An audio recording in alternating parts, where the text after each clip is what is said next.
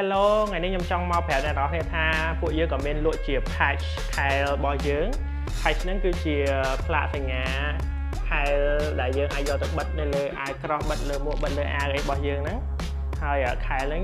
យើងមានច្រើនដូចអ្នកបានឃើញអញ្ចឹងយើងលក់មួយ$2អ្នកនរគ្នាអាចទិញបានអាចឆាតមកបានយើងលក់មួយ$2ឥឡូវយើងលក់មួយ$2តែតិចទៀតប្រយ័ត្នតែយើងល្បីហ្នឹងយើងលក់មួយ$5ហ្មងអ្នកនរគ្នាយើងអាចដាក់លើអាវយើងអាចដាក់លើមួកយើងអាចដាក់ទៅលើអាវក្រោះយើងអាចដាក់ទៅលើកតាប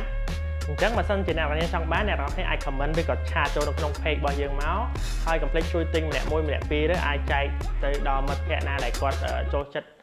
ផលិតផលដែលខ្មែរយើងផលិតអញ្ចឹងណាបាយបាយអរគុណ